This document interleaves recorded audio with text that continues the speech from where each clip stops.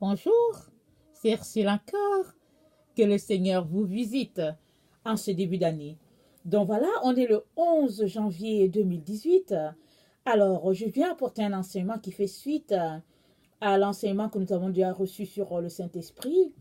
Et aujourd'hui, on parle de je n'ai pas reçu le baptême du Saint-Esprit. Suis-je moins enfant de Dieu que les autres?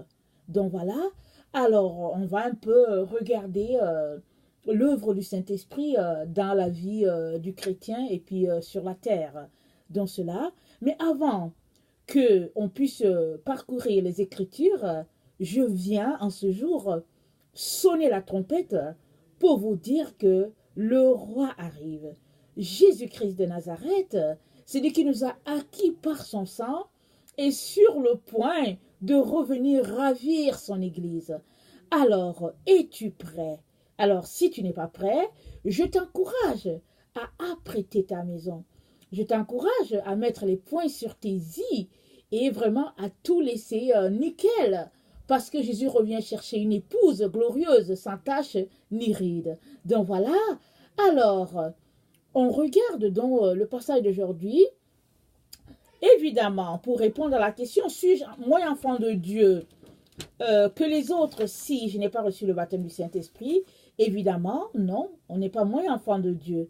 Parce que la Bible dit que, alors qu'on était encore des pécheurs, Christ nous a aimés. Et même, Jésus aime tout le monde. Dieu aime tout le monde, quand bien même la personne vivrait une vie d'abomination. Le Seigneur Jésus aime toujours la personne. Jésus aime tout le monde. Tout ce qu'il veut, c'est qu'il veut que le pécheur se convertisse, qu'il vienne à la connaissance de la vérité, et puis bon, voilà, et qu'il devienne enfant de Dieu afin qu'il soit sauvé. Donc voilà, alors le Saint-Esprit, le fait qu'on ait le Saint-Esprit ou bien qu'on ne l'ait pas, ne donne pas plus un ticket pour le ciel ou bien moins. Non, ça n'a rien à voir. Si tu as donné ta vie à Jésus-Christ un jour, c'est tout simplement parce que le Saint-Esprit a agi en toi afin que tu puisses donner ta vie à Jésus-Christ. Parce que tout le monde a cette base-là de Saint-Esprit en nous qui fait que, au fait, le Saint-Esprit suscite en nous ce désir-là de connaître ce Dieu-là, de connaître ce Dieu. Et puis, bon, un jour, le miracle se passe. Donc, tout le monde a une petite dose de Saint-Esprit. Parce que Dieu l'a placé comme ça en nous. Et puis, la Bible dit que Dieu a voulu que l'homme le trouve en tâtonnant. Parce qu'il a placé dans nos cœurs ce désir-là de chercher son Créateur. Donc, voilà. Alors, mais une fois que tu as le Seigneur Jésus-Christ, c'est très important que tu puisses demander à avoir au plus en ce qui concerne la dose du Saint-Esprit. C'est intéressant d'être gourmand dans ce domaine-là. Ce n'est pas mauvais. Mais maintenant, si tu ne veux pas, bon, c'est pas plus grave, mais tu vas mener une vie beaucoup dans la chair. Vous savez, Jésus a dit, j'aimerais ça qu'on lise Acte 1, à partir du verset 4 jusqu'au verset 8. Alors, je vais lire. Comme il se trouvait avec eux, c'est-à-dire ici ça parle de Jésus, il leur recommanda de ne pas s'éloigner de Jérusalem, mais d'attendre ce que le Père avait promis. Ce que je vous ai annoncé, leur dit-il. Car Jean a baptisé d'eau, mais vous, dans peu de jours, vous serez baptisés du Saint-Esprit. Alors les apôtres réunis lui demandèrent, Seigneur, est-ce en ce temps que tu rétabliras le royaume d'Israël? Il leur répondit, ce n'est pas à vous de connaître le temps ou les moments que le Père a fixé de sa propre autorité. Mais vous recevrez une puissance, le Saint-Esprit survenant sur vous, et vous serez mes témoins à Jérusalem, dans toute la Judée, dans la Samarie et jusqu'aux extrémités de la terre. Donc, le Saint-Esprit, il vient pour qu'on soit le témoin du Père. Il vient pour nous équiper pour le ministère. Parce que regardez la vie des disciples. Ils ont marché avec Jésus. Jésus qui est Dieu. Jésus est fils de Dieu. Il est Dieu lui-même. Les disciples ont marché avec Jésus. Mais si nous regardons un peu les Écritures, les évangiles, nous allons voir qu'il y a des moments où Jésus les a envoyés. Ils sont allés, ils ont chassé les démons. Et ils ont fait des miracles avec leur Seigneur à côté. Mais, vu qu'ils n'étaient pas revêtus de cette puissance-là, au fait, ils ne prenaient pas vraiment tellement les initiatives. Et le jour où ils devaient se tenir là pour leur Seigneur, ils sont devenus des poltrons, ils ont fui, ils sont allés tous se cacher. Il n'y a que Jean qui était là au pied de la croix. Et il était là, tenant Marie, la mère de Jésus. Et c'est le seul qui était là, tous les autres ont fui. Même Pierre le fougueux n'était pas là. Et moi, je crois que si ces gens-là avaient le Saint-Esprit, ils allaient se tenir avec hardiesse pour affronter la situation. Pourquoi est-ce que je dis ça? Parce que l'histoire nous rapporte que la plupart de ces disciples-là sont morts des morts atroces. Ils sont morts comme des martyrs. Pierre est mort. Quand les gens ont voulu le mettre sur le bois, il a dit non, je ne suis pas digne de mourir la tête en haut comme mon maître. Clouez-moi, pardon, la tête tournée vers le bas. Alors, il est rapporté que Thomas a été jeté dans l'huile et puis brûlé. Il est rapporté beaucoup de choses sur ces disciples-là. Justement parce que le Saint-Esprit en eux a fait une œuvre extraordinaire. Et on peut voir aussi l'œuvre du Saint-Esprit dans la vie de l'apôtre Paul. Et moi, j'aime beaucoup lire les épîtres de Paul, surtout dans la partie des Actes qui parle un peu de la vie de Paul. Il en a appelé à Agrippa. Et puis bon, les gens disent que bon, on va aller voir telle personne. Paul dit, allons-y. Il dit, allons-y. Il est plein d'hardiesse. Il dit, ben lui, il était fougueux. Et ça, c'est le Saint-Esprit en lui qui faisait ça. Parce que généralement, quand tu n'as pas l'Esprit de Dieu en toi, au fait, tu veux juste aller te cacher quelque part, hein, parce que tu sais qu'au fait, tu t'en vas rencontrer des rois et ils vont te tuer. Ils ont pouvoir sur toi de la vie ou de la mort. Parce que, regardez, aujourd'hui, dans nos démocraties, il y a des gens qui vont marcher, qui vont dire libérer telle personne. Et puis bon, souvent, les gens ont peur de mettre la vie, de mettre la main sur la vie des gens comme ça. En tout cas, dans les pays là où les démocraties sont respectées. Mais, vous savez, dans les temps anciens, le roi avait le droit sur toi de vie ou de mort. Alors, si tu en appelles d'un roi, alors sois sûr que, bon, tu peux finir vraiment entre les dents d'un lion. Alors, Paul, plein de hardiesse, dit, bien, allons-y, allons voir tel roi. Et il était rempli de zèle pour pouvoir venir témoigner. Alléluia. Donc, il n'y a que le Saint-Esprit en une personne qui peut faire ça. Parce que la personne sait qu'elle s'en va mourir et puis elle dit, ben allons-y. Allons-y, on va aller rencontrer ce roi-là. Alors, donc voilà, le Saint-Esprit en nous donne d'être zélés pour le Seigneur. Il nous donne de regarder la vie de ce monde comme la boue à nos pieds. Parce que vous savez, vraiment, on est des êtres de chair, hein, qu'on le veuille ou pas, on est la matière. Dieu nous a fait à partir de la poussière du sol et on est porté vers les choses de la terre. L'être humain est porté vers les choses de la terre. Mais une fois que le Saint-Esprit en lui, vraiment, il regarde toutes ces choses-là comme de la boue, en fait, comme de la poussière, afin de gagner Christ à ce monde perdu sans le Seigneur. Donc le Saint-Esprit vient, oui, pour nous rendre zélés, pour nous équiper pour l'œuvre à laquelle Dieu nous a appelés dès la fondation du monde. Parce que, mon frère, ma soeur, tu es sur la terre pour une œuvre que Dieu t'a donnée. Tu n'es pas là juste pour avoir des diplômes et puis bon, avoir un bureau et puis t'asseoir en boss quelque part. Oui, si c'est ça, ce serait bien, mais je suis convaincue que ce n'est pas ça. Ce n'est pas ça parce que ça, c'est rendre à César ce qui est à César. Mais il est aussi important qu'en tant qu'enfant de Dieu, on rende à Dieu ce qui est à Dieu. Et ça, c'est la vie de l'esprit. Et ça, il n'y a que le Saint-Esprit en nous qui peut vraiment nous remplir et puis nous rendre capables de vivre cette vie-là. Et puis, généralement, quand on reçoit le baptême de l'Esprit, on est tout de suite conduit dans le désert, comme un peu Jésus l'a vécu. Et puis, plusieurs personnes vous donneront ce témoignage-là, qu'une fois fait, que le Saint-Esprit vient te remplir, tu commences à avoir tellement d'épreuves que tu te dis, ça n'a pas d'allure. Mais au fait, c'est le Seigneur qui permet tout cela afin de détruire en toi la chair et de permettre que l'esprit en toi puisse faire toute la place afin que l'œuvre de Dieu puisse être manifeste dans ta vie. Alléluia. Donc voilà, j'aimerais aussi qu'on lise Jean 14, le verset 26 au verset 27. Ça dit ceci.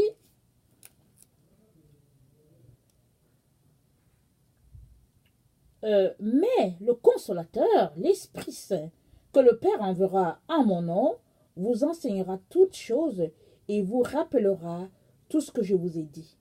Donc le Saint-Esprit est là pour nous rappeler, il est là pour nous enseigner, il est là pour nous rappeler les choses que les paroles, le Seigneur nous a dit. Et vous écoutez, la mémoire, elle est souvent oublieuse, hein. On le voit tout le temps. Moi, il y a des moments où, écoutez, tout le monde passe par des moments difficiles. Et il y a des périodes difficiles dans ma vie.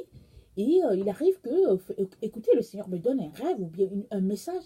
Et il arrive que vraiment, je le perds. Mais je vais m'asseoir dans la présence de Dieu pour dire, papa, rappelle-moi encore. Rappelle-moi encore ce que tu m'as dit parce qu'il y a quelque chose qui s'est passé et je l'ai perdu. Et dans la grâce de Dieu, quand il veut que ce soit, je donne le message, le Seigneur s'organise pour me rappeler le message. Parce qu'il s'organise, parce que le Saint-Esprit est en moi et le Saint-Esprit me rappelle ce que le Seigneur m'a dit. Et là, je peux venir avec hardiesse communiquer ce que le Seigneur a pour ses enfants. Amen. Donc, l'autre passage que j'aimerais qu'on lise, c'est aussi Luc 24, à partir du verset 49. Alors, verset 49, ça dit ceci. Et voici, j'enverrai sur vous ce que mon Père a promis, mais vous, restez dans la ville jusqu'à ce que vous soyez revêtus de la puissance d'en haut. Donc, Jésus a dit à ses disciples, restez dans la ville. Ne partez pas de là jusqu'à ce que ce qui a été promis vienne. Et nous savons que quand le Saint-Esprit est descendu, les gens les ont entendus, les disciples parler en leur langue, les Crétois les ont entendus, les gens d'un peu partout les ont entendus. Et ils ont dit qu'ils sont pleins de vin doux. Et à partir de là, à partir de ce jour, Pierre a ouvert la bouche. Il a dit, pourquoi est-ce que vous nous regardez comme ça, comme si c'est nous qui avons fait ces choses? C'est l'Esprit de Saint, c'est Jésus-Christ, celui-là que vous avez cloué. C'est lui qui a envoyé le Saint-Esprit. Et c'est le Saint-Esprit qui nous donne de dire toutes ces choses-là. Et la Bible dit qu'en un seul jour, il y a eu 3000 personnes qui ont été converties. Alléluia, ça c'est l'œuvre du Saint-Esprit. Alors, dont le Saint-Esprit vient pour nous équiper pour le ministère. Et donc, il y a des personnes, quand elles reçoivent le baptême de l'Esprit, ça peut se manifester vraiment avec beaucoup de force. Et puis, à d'autres, ça se manifeste juste en douceur. Mais quand tu les vois, tu sais qu'il y a quelque chose qui s'est passé. Ils sont comme ivres. Il y a des situations où bien le Saint-Esprit vient pour briser les chaînes de l'ennemi. Il y a des gens que les familles ont tellement enchaîné, que les familles ont lié complètement dans le monde mystique. Ils leur ont donné tellement de choses pour dire, en tout cas, celui-là, on va le blinder. Mais quand le Saint-Esprit vient, je vous dis que tout ce qu'ils ont fait pour te blinder sont brisés dans le puissant nom de Jésus. Et puis, ils ne comprennent pas que tu as pu te débarrasser de toutes leurs histoires. Regardez. Bon, ça, ce n'est pas l'œuvre de l'Esprit dans la vie de la personne, mais oui, c'était le Saint-Esprit dans la vie de Jésus. Nous nous rappelons que Jésus est parti jusqu'à un endroit, il a traversé, il a pris le bateau, il est parti avec ses disciples, et là, il y avait un homme qui vivait dans le sépulcre. Il était là, et puis il n'était pas habillé, et puis bon, les gens qui étaient, les démons qui étaient en lui étaient légion. Alors Jésus l'a délivré et tout ce qui était là en lui a été brisé complètement. Et la Bible nous dit que l'homme étant revenu dans son bon sens a été habillé. Et il a demandé à suivre Jésus. Jésus lui a dit non, vas-y dans la Décapole et puis raconte ce que j'ai fait pour toi. Donc le Saint-Esprit quand il vient pour exposer le monde des ténèbres en nous. Les ténèbres ne peuvent pas rester là où l'Esprit de Dieu et les ténèbres ne peuvent pas rester. Les ténèbres vont fuir. Alors, si toi, tu es quelqu'un qui expérimente le baptême du Saint-Esprit, au fait, tes yeux vont voir les choses de façon claire et puis tu vas te rendre compte que, ah, mais tiens, on dirait que dans ma famille, il y a ceci qui se passe. Alors qu'avant, tu ne voyais pas. Ou bien avant, tu t'en prenais à tous ceux-là qui disaient que, bon, dans ta famille, il y avait des liens, il y avait ceci, et tu t'en prenais à eux. Mais quand le Saint-Esprit vient dans ta vie, vraiment, il ouvre grand tes yeux et tu vois, tu dis, oh, on dirait que papa fait ceci, on dirait que maman fait cela, on dirait que grand-papa a fait ceci, et puis tout ça. Et pourquoi est-ce que le Saint-Esprit permet ça? Il permet que tu puisses prier afin de briser les chaînes de l'ennemi sur toi-même et sur toute la famille entière, afin que le peuple soit libéré et qu'ils acceptent Jésus dans leur vie. Amen. Donc, le Saint-Esprit, le baptême du Saint-Esprit, c'est vraiment très, très utile. Très, très utile. Alors, très souvent, ce que Satan a fait, ou bien ce que Satan fait très souvent, c'est qu'il mélange les gens. Il y a des assemblées où les gens disent que le baptême du Saint-Esprit, c'est le parler en langue et ça se limite à ça. Et puis, il y a des personnes qui n'ont pas quand même le baptême de l'Esprit, qui font du blablabla à tous les dimanches pour aussi être comme les autres. Et il y a d'autres personnes qui disent que non, au fait, en tout cas, nous ici chez nous, nous croyons en Jésus-Christ, mais nous ne voulons rien savoir des œuvres de l'Esprit parce que tout ça c'est démoniaque. Parce qu'il y a eu de l'exagération et puis on veut rien savoir. Et puis, bon, ils vont à l'extrême. Mais, vraiment, en tant qu'enfant de Dieu, tout est dans la Bible. Je vous l'ai déjà dit plusieurs fois, je vous ai encouragé à aller lire votre Bible. La Bible, c'est la parole de Dieu. La Bible, c'est Dieu lui-même qui est venu nous parler. Son souffle, il a parlé, il a soufflé et il a donné une parole à quelqu'un et la personne l'a écrite. Alors il est important que on puisse vraiment la lire et quand on la lit, on est éclairé et on s'en va prendre ce que Dieu a pour nous. Parce que si tu ne lis pas la Bible, tu ne sauras pas tous les trésors qui se cachent à l'intérieur pour toi. Mais si tu lis la Bible, tu sauras que oh, tout ce qui est dedans, c'est aussi pour toi et tu vas aller les réclamer.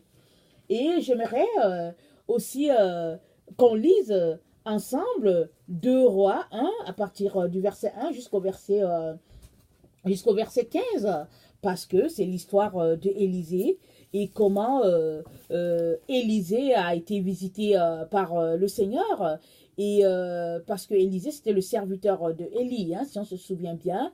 Et Élie l'a appelé, il était dans son champ, Élisée était dans son champ, Élie est venu, Élie a mis le manteau sur lui, et c'est comme ça qu'Élie l'a appelé. Et quand Élie donc a été enlevé au ciel, Élisée a reçu la double onction de Élie, et on voit toute l'œuvre de Dieu à travers la vie d'Élisée. Alors qu'avant, Élisée était juste le serviteur d'Élie, il servait Élie, il était à l'œuvre du Seigneur, mais en servant Élie. Mais quand Élie est parti et que Élisée a pris le manteau qui est tombé, alléluia, Élisée avait la double onction de Élie sur lui et il a fait des prouesses et ce n'est que le Saint-Esprit qui lui a permis de faire tout ce qu'il a fait. Alors donc, le Saint-Esprit quand il est là, c'est pour l'œuvre. Ça nous permet vraiment d'avancer dans notre destinée. Ça nous permet de marcher dans ce que Dieu a pour nous. Alors, donc, je vais lire 1 Roi 2 du verset 2 au verset 1 Roi 2 du verset 1 pardon, au verset 15. Lorsque l'Éternel fit monter Élie au ciel dans un tourbillon, Élie partait de Gilgal avec Élisée. Élie dit à Élisée, reste ici, je te prie, car l'Éternel m'envoie jusqu'à Bethel. Élisée répondit, l'Éternel est vivant, et ton âme est vivante, je ne te quitterai point. Et ils descendirent à Bethel. Les fils des prophètes qui étaient à Bethel sortirent vers Élisée et lui dirent, sais-tu que l'Éternel enlève aujourd'hui ton maître au-dessus de ta tête? Il répondit, je le sais aussi, taisez-vous. Et il lui dit, Élisée, reste ici, je te prie, car l'Éternel m'envoie à Jéricho. Il répondit, l'Éternel est vivant, et ton âme est vivante, je ne te quitterai point. Et ils arrivèrent à Jéricho. Les fils des prophètes qui étaient à Jéricho s'approchèrent d'Élisée et lui dirent, sais-tu que l'Éternel enlève aujourd'hui ton maître au-dessus de ta tête? Il répondit, je le sais aussi, taisez-vous. Et il lui dit, reste ici, je te prie, car l'Éternel m'envoie au Jourdain. Il répondit, l'Éternel est vivant, et ton âme est vivante, je ne te quitterai point. Et ils poursuivirent tous deux leur chemin. 50 hommes d'entre les fils des prophètes arrivèrent et s'arrêtèrent à distance vis-à-vis, et eux deux s'arrêtèrent au bord du Jourdain. Alors Élie prit son manteau, le roula et en frappa les eaux, qui se partagèrent çà et là, et ils passèrent tous deux à sec. Lorsqu'il eut passé, Élie dit à Élisée, demande ce que tu veux que je fasse pour toi, avant que je sois enlevé d'avec toi. Élisée répondit, qu'il y ait sur moi, je te prie, une double portion de ton esprit. Élie dit, tu demandes une chose difficile, mais si tu me vois pendant que je serai enlevé d'avec toi, cela t'arrivera ainsi, sinon cela n'arrivera pas. Comme il continuait à marcher en parlant, voici un char de feu et des chevaux de feu les séparèrent l'un et l'autre, et Élie monta au ciel dans un tourbillon. Alléluia. Élisée regardait et criait, mon père, char d'Israël et sa cavalerie. Et il ne le vit plus. Saisissant alors ses vêtements, il les déchira en 2 morceaux, et il releva le manteau qu'Élie avait laissé tomber. Puis il retourna et s'arrêta au bord du Jourdain. Il prit le manteau qu'Élie avait laissé tomber, il frappa les eaux et dit, où est l'Éternel, le Dieu d'Élie?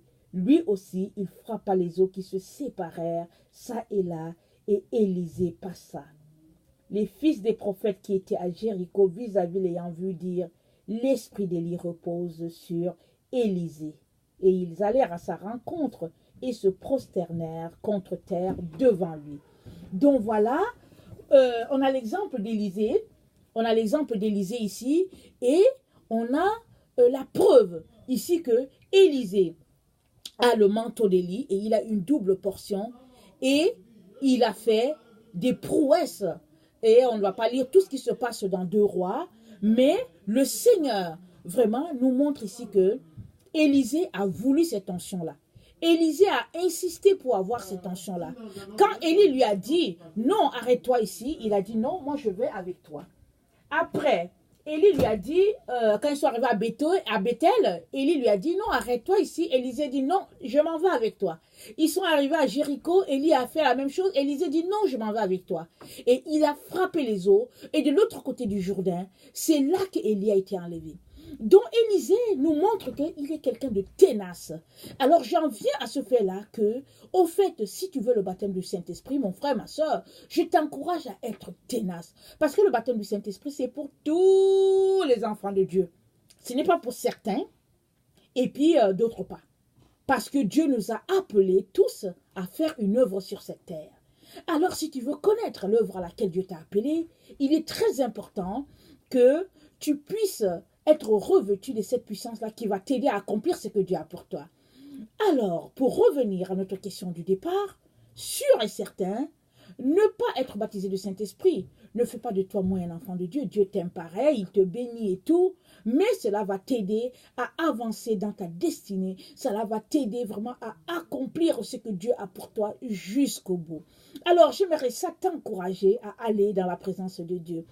C'est sûr que tu peux être tenté vraiment peut-être de laisser tomber tout ça, parce que l'ennemi c'est comme ça qu'il est, il veut toujours nous empêcher d'aller plus loin, mais moi je vais t'encourager à aller jusqu'au bout. Prends toujours le temps et prends des petites portions.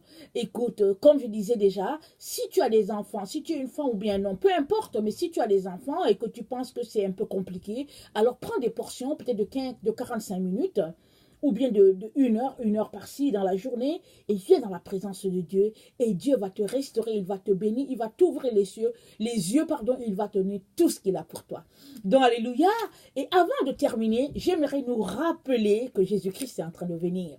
Voilà, les temps sont vraiment, les choses sont accomplies, les temps sont là, nous prouvons que Jésus-Christ va venir bientôt ravir son Église. Quand est-ce que ça va se passer? On ne sait pas. Est-ce que c'est bientôt de quelques jours? On ne sait pas, mais le Seigneur nous demande d'être prêts. Alors, encourageons-nous à être prêts à tous les jours. Trouvons du temps pour lire notre Bible, trouvons du temps pour prier, trouvons du temps pour aller adorer notre Dieu. Ayons cette intimité-là, cette proximité. Allons parler à notre Seigneur à tous les jours. Et puis venons lui demander pardon pour nous-mêmes, pour nos familles, pour nos enfants. Vraiment, humilions-nous et Dieu va nous élever. Il va nous élever dans sa présence. Donc voilà. Maintenant, si tu es quelqu'un qui ne connaît pas le Seigneur et qui peut-être te fait voler ton salut, j'aimerais te dire qu'il n'y a pas de salut en dehors de Jésus-Christ de Nazareth. C'est le seul que Dieu a appointé pour nous ramener au Père. Si tu as Jésus-Christ, tu as la vie. Si tu n'as pas Jésus-Christ, peu importe le prophète que tu suis, tu n'as pas la vie. Tu auras la mort et tu vas te retrouver en enfer, séparé à tout jamais de ton Dieu. Alors, je reviens aujourd'hui te dire que Jésus-Christ, c'est ton seul salut, c'est ton seul espoir, parce que c'est le chemin, la vérité et la vie. Et je te supplie, ne prends pas mal mes paroles, mais viens humblement devant Dieu. Demande-lui si ce que tu entends c'est vrai et ne rate pas la bénédiction que Dieu a pour toi, l'éternité pour toi et pour ta famille et pour toute ta famille. Parce que Dieu dit que si tu crois, toi et ta famille, tu seras sauvé. Ne refuse pas ce cadeau-là, mon frère et ma soeur. Accepte cette vérité-là et viens humblement devant Dieu et Dieu va t'ouvrir les yeux et tu vas voir. Alors, je vous rappelle que Jésus-Christ arrive bientôt. Dieu t'aime et il veut ton salut. Moi aussi, je t'aime et j'espère te trouver un jour dans la présence de Dieu. Alléluia, soyez bénis. Amen.